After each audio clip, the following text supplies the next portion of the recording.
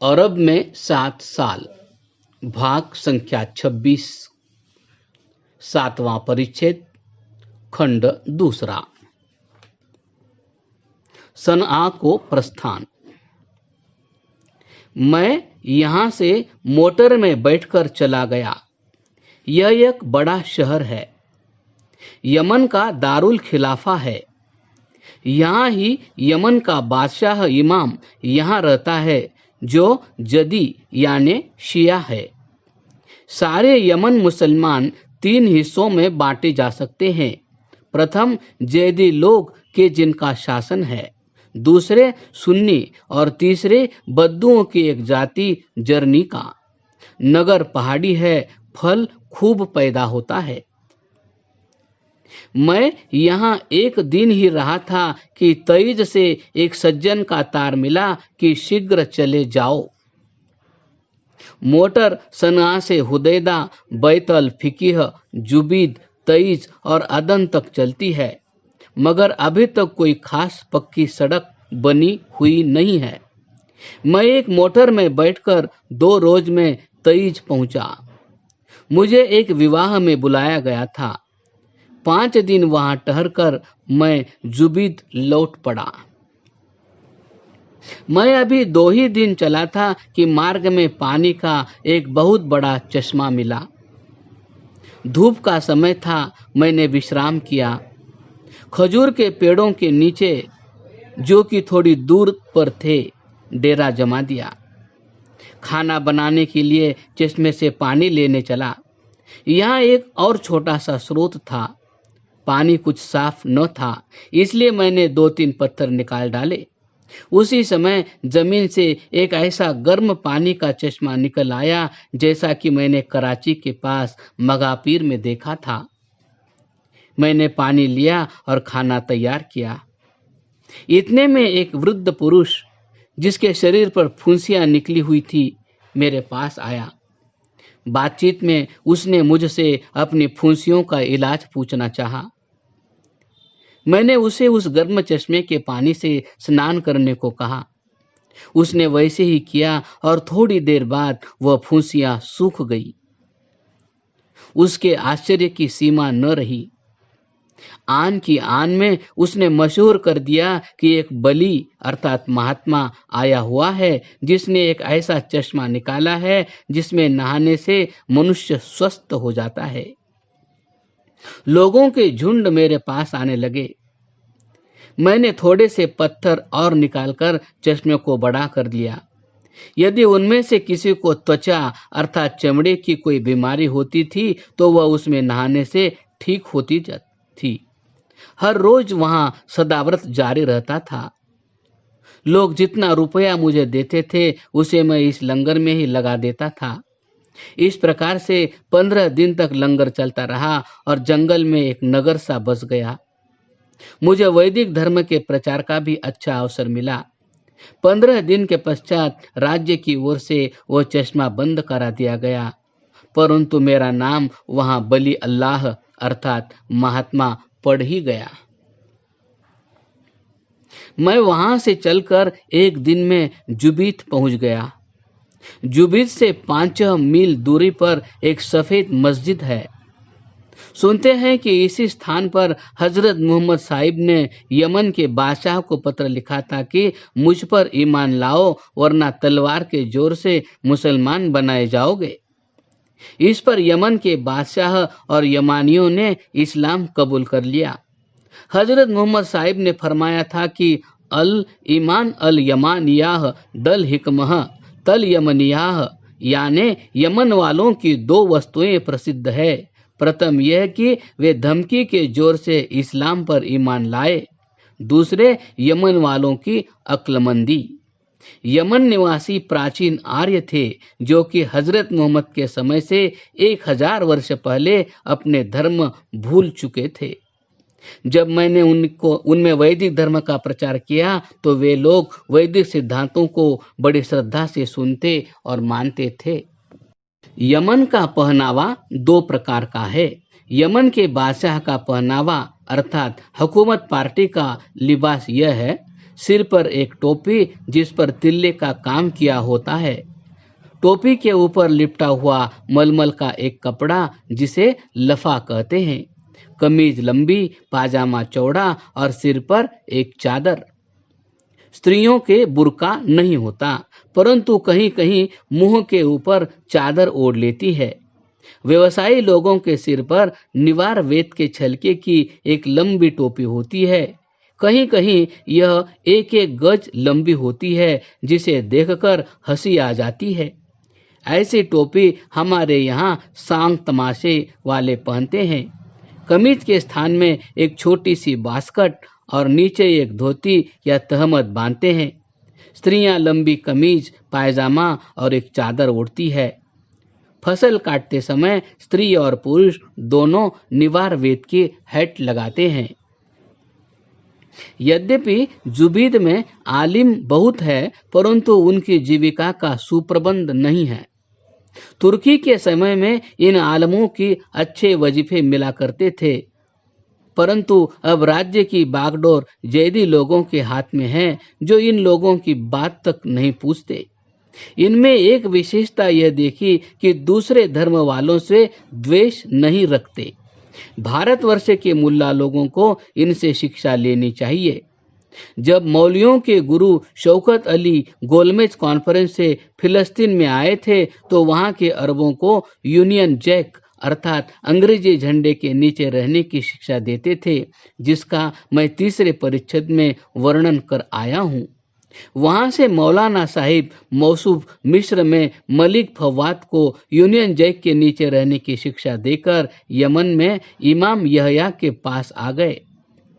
सुल्तान यहया ने बावजूद मुसलमान होने के कभी किसी के साथ मिलकर खाना न खाया था, मगर मौलाना साहब पहले व्यक्ति थे जिनके साथ इमाम यमन के साथ बैठकर खाना खाया था। मौलाना साहिब ने इमाम यमन को यह शिक्षा दी कि वह अंग्रेजों के साथ 20 वर्ष तक मित्रता का संबंध रखे और उनके साथ तिजारत करें। यह उपदेश करके मौलाना साहिब तो अदन आ गए थे। अदन में तो अकेले अंग्रेजी राज्य है ही। वहां से कर्नल रैली सना यमन में इमाम यहया के पास आया और 20 वर्ष तक अंग्रेजों से मित्रता का संबंध और तिजारत का मुआहिदा करके वापिस आ गया। यहाँ बिल्ली और चूहे की मित्रता हो गई। अब यमन वाले मौलाना साहिब को रो रहे हैं। अदन से सारे यमन में मोटरों का तांता सा बंधा रहता है। कैमरों से वहां के फोटो उतारे जाते हैं और हवाई जहाज तो मंडराते ही रहते हैं। जुबीद में एक अरबी की यूनिवर्सिटी है, जहां की मुफ्ती का इम्तिहान दिया जाता है। यहाँ मैंने 3 मास तक मुफ्ती की परीक्षा की तैयारी की थी और पास भी की थी। जिन दिनों मैं इस परीक्षा की तैयारी कर रहा था, उन दिनों इमाम यमन और जलालतल मलिक इब्न सऊद में सीमाओं के बारे में विवाद हो रहा था। जर्निक कबीला, जो सारे यमन के छोटे छोटे देहातों में आबाद है, उन्होंने लूट मार आरंभ कर दी। जो कोई जुबीद से 1 मील भी दूर जाता था, लूट लिया जाता था। 3 दिन तक यही दशा रही। हुदैदा से जुबीद तक, जो कि पैदल के लिए कम से कम 3 दिन का रास्ता है, किसी का राज्य न रहा। तीसरे दिन कुपफदा से इब्न सऊद की फौजें भागती हुई हुदैदा में आ गई और इन्होंने अपना राज्य स्थापित कर लिया। जलालतल मलिक के कुछ आदमियों ने बैतुल फिकी पर भी अधिकार कर लिया। हुसैनियाह, जो कि जुबीद से पैदल 2.5 घंटे का मार्ग है, वहां भी इब्न सऊद कब्जा हो गया। अमीर अल्लाई कर्नल ने अपनी रक्षा के लिए तईज के अल अमीर को तार दिया कि शीघ्र से शीघ्र एक फौज को भेज देवें। तईज से जुबीद तक पैदल के लिए 4 दिन का मार्ग है, इसलिए 4 दिन के उपरांत एक 500 आदमियों की फौज आ पहुंची। इस फौज में सब शिया लोग थे, जो वहां के हाकिम हैं। अब सना से तईज तक जो पहाड़ी इलाका है और जहां जैदी जाति के लोग बसते हैं, उनमें भर्ती आरंभ हो गई। हर रोज जुबीद में 200-300 जैदी सिपाही आ जाते थे।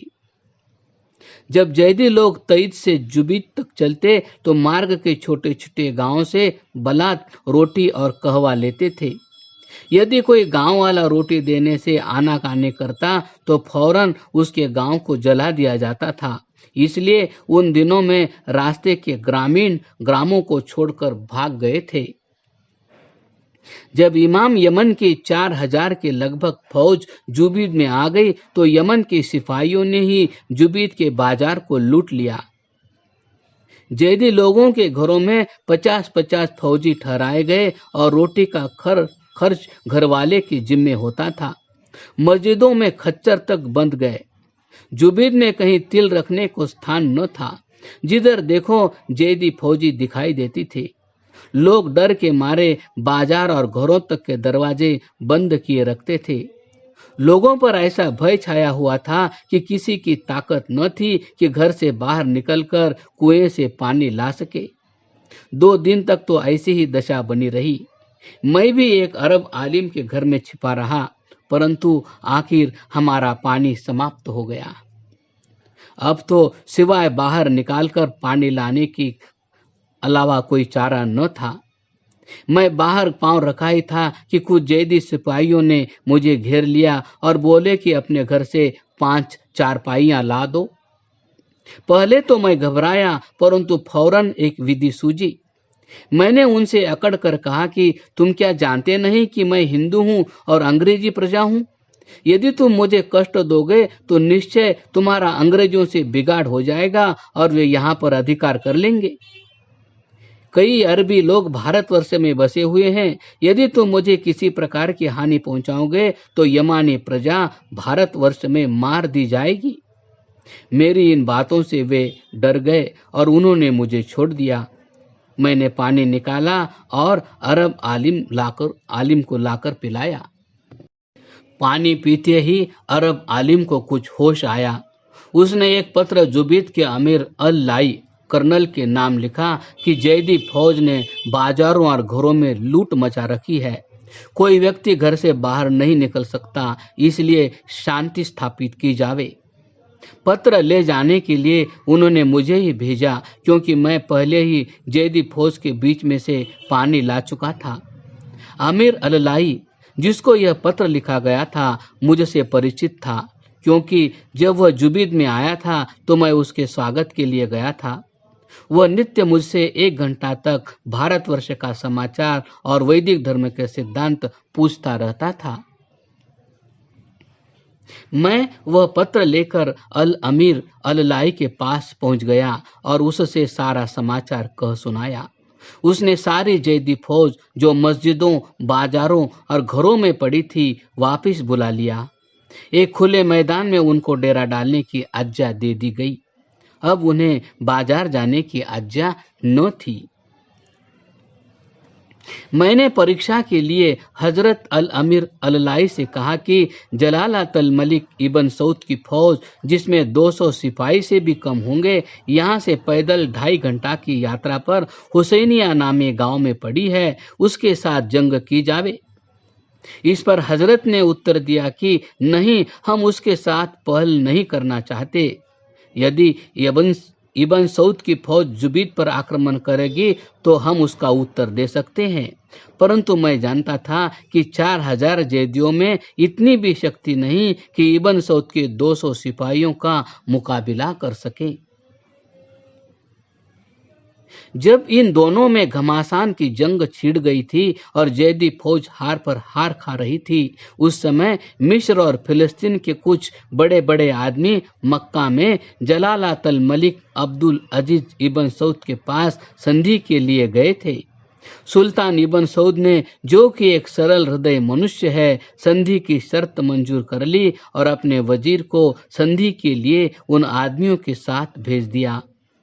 उस समय जबल असीर से हुदैदा, बेतल फिकीह और हुसैनियाह तक इबन सऊद की हुकूमत हो चुकी थी। इतने पर भी इबन सऊद ने इमाय यमन का सारा प्रवेश उसे लौटा दिया और संधि हो गई। संधि होने के कुछ दिन पश्चात मेरी परीक्षा के दिन थे। मैं परीक्षा में बैठा और पास हो गया क्रमशः।